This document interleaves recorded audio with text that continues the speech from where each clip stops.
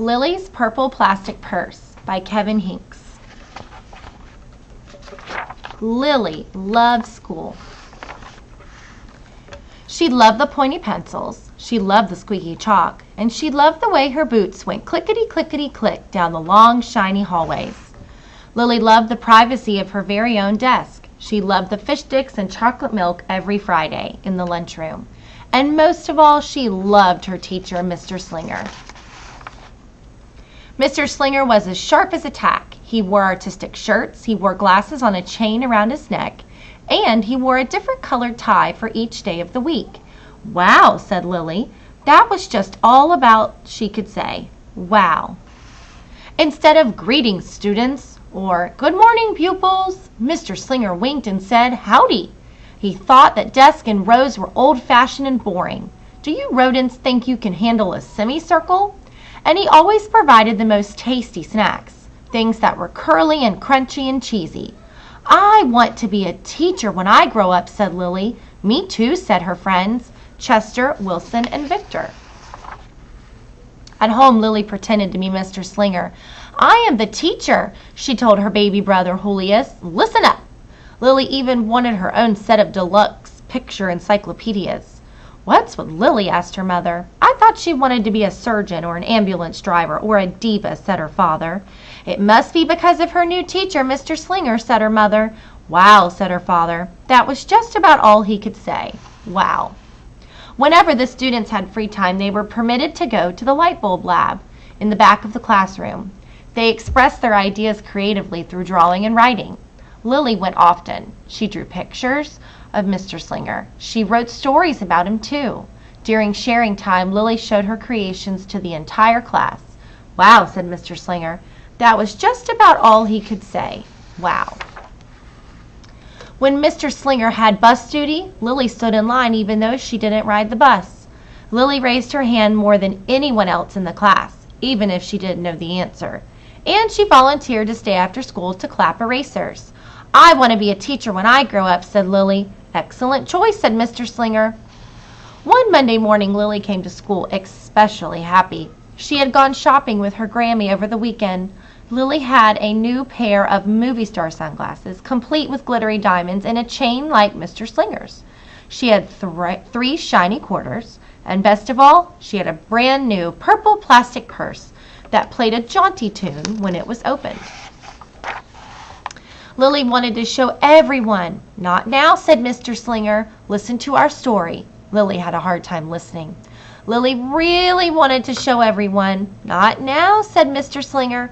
"Let's be considerate of our classmates." Lily had a hard time being considerate. Lily really wanted to show everyone. "Not now," said Mr. Slinger. "Wait until recess or sharing time." But Lily could not wait.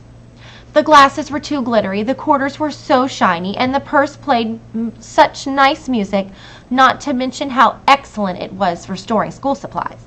"Look!" Lily whispered fiercely. "Look, everyone! Look what I've got!" Everyone looked, including Mr. Slinger. He was not amused. "I'll just keep your things at my desk until the end of the day," said Mr. Slinger. "They'll be safe there, and then you can take them home." Lily's stomach lurched. She felt like crying. Her glasses were gone.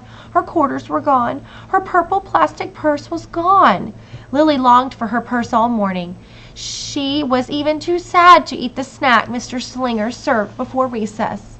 That afternoon, Lily went to the light bulb lab. She was still very sad, and she thought and she thought and she thought, and then she became angry. She thought and she thought and she thought some more, and then she became furious. She thought and she thought and she thought a bit longer, and then she drew a picture of Mr. Slinger.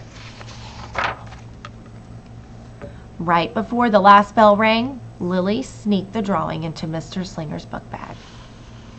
When all the students were buttoned and zipped and snapped and tied and ready to go home, Mr. Slinger strolled over to Lily and gave her purple plastic purse back. "It's a beautiful purse," said Mr. Slinger. "Your quarters are so nice and jingly, and those glasses are absolutely fabulous. You may bring them back to school as long as you don't disturb the rest of the class. I do not want to be a teacher when I grow up," Lily said as she marched out of the classroom. On the way home, Lily opened her purse. Her glasses and quarters were inside, and so was a note from Mr. Slinger. It said, "Today was a difficult day. Tomorrow will be better." There was also a small bag of tasty snacks at the bottom of the purse. Lily's stomach lurched. She felt like crying. She felt simply awful. Lily ran all the way home and told her mother and father everything. Instead of watching her favorite cartoons, Lily decided to sit in the uncooperative chair. That night, Lily drew a picture of Mr. Slinger and wrote a note about him too. Lily was really, really sorry, so everyone forgave her, even her parents, even her stinky baby brother, even her especially incredible teacher. And then the sun shined its smiley face down on everyone and everything, even the bugs and the worms. The end.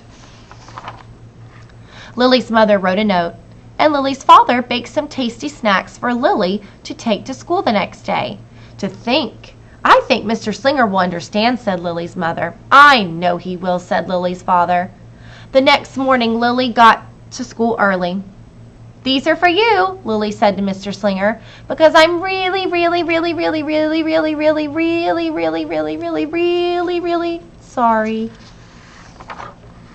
Mr. Slinger read the story, and he looked at the picture, and he read the note, and he sampled the snacks.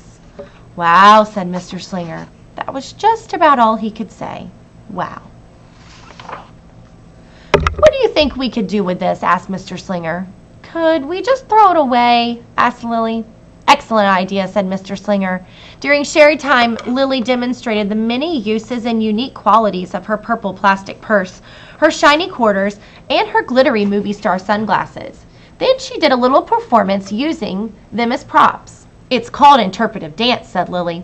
Mr. Slinger joined in, and "Wow," said the entire class. That was just about all they could say. Wow. Throughout the rest of the day, Lily's purse and quarters and sunglasses were tucked safely inside her desk. She peeked at them often, but did not disturb a soul. Right before the last bell rang, Mr. Slinger served Lily snacks to everyone's delight. "What do you want to be when you grow up?" asked Mr. Slinger. "A teacher!" everyone responded. Lily's response was the loudest. "Excellent choice," said Mr. Slinger. As the pupils filed out of the classroom, Lily held her purple plastic purse close to her heart. Mr. Slinger was right. It had been a better day. Lily ran and skipped and hopped and flew all the way home. She was so happy. And she really did want to be a teacher when she grew up.